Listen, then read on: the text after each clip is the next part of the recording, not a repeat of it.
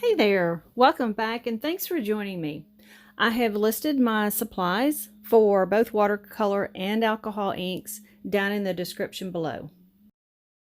I'm using Indigo, and when I do my outline, I will tint my water just a little bit with some color. You can do a light color or the same color you're fixing to use, and that way you can see it. And I go ahead and puddle that whole area. I make sure it's got plenty of water. I go over it a couple times because I'm wanting this water to blend and move. I don't want to just paint it straight from the brush, so I want it to move on my picture. So I'm putting plenty of water.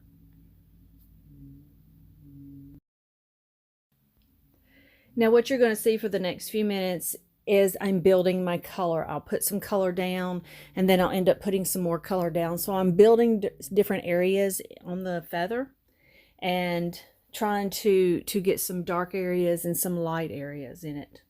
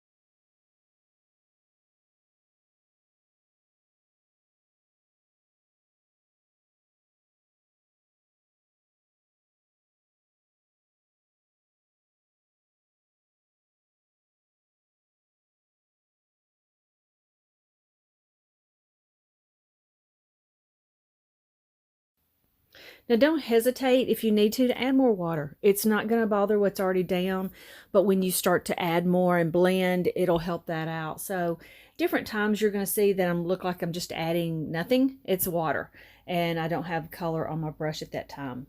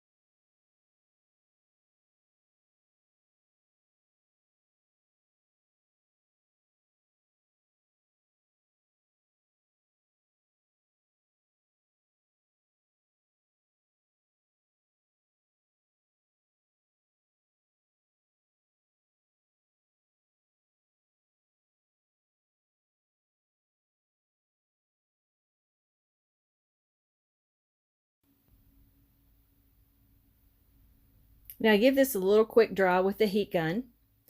Then I'm going to use a Posca pen. This is an acrylic white pen, and I'm just giving a little highlight there. I'm not making it heavy, but I'm just kind of indicating down through the center of that feather, and then I'm going to go back over it with a little bit of dark. So you're going to see the both dark and light right beside each other.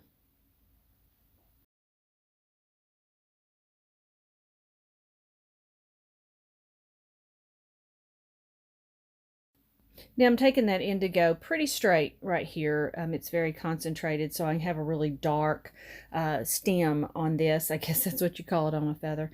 And then the little fringy stuff that's on the bottom of one. So I'm putting all that in with that very, very dark color.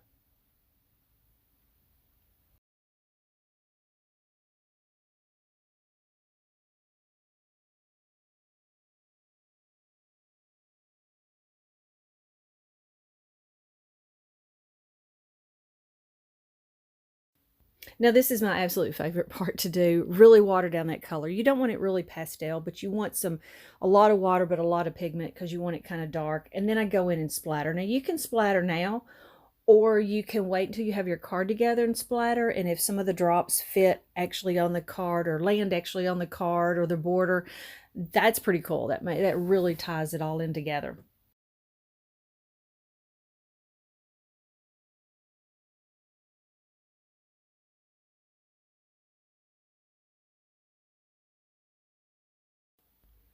Now this is my measurements for my number 10 envelope cards. So you can pause that, get those measurements down. I use out my patterns to cut. It saves me a lot of time. I cut out a few of these at a time too. Also the border pattern here, I am putting that on the Kirkland glossy photo paper because I'm using alcohol markers to make my border. And they act differently on that photo paper than they do regular stock or watercolor paper. So I went ahead and cut that out of the photo paper. The picture one, I'm just fine-tuning it because it was a little wide. So I've gone through and made it fit the patterns.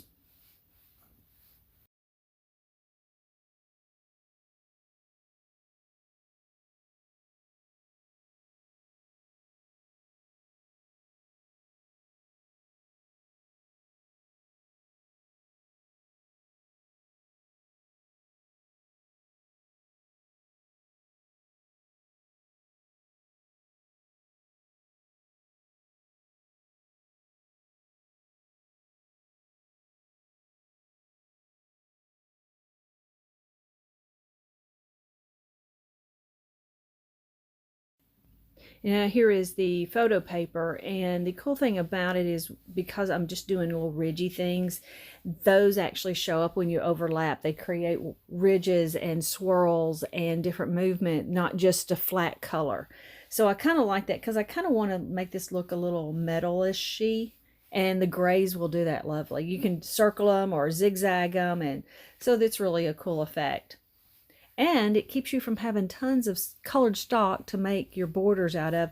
You just find a coordinating marker and there you go.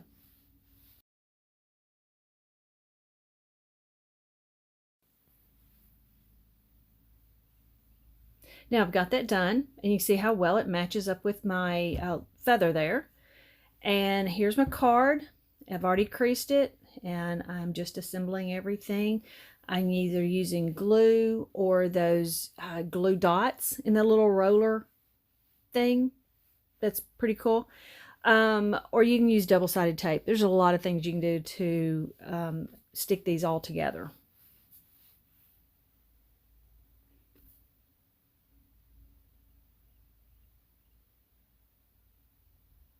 Now, this is something I do on all my cards. I have two stamps basically saying generally the same thing, but this one says homemade just for you.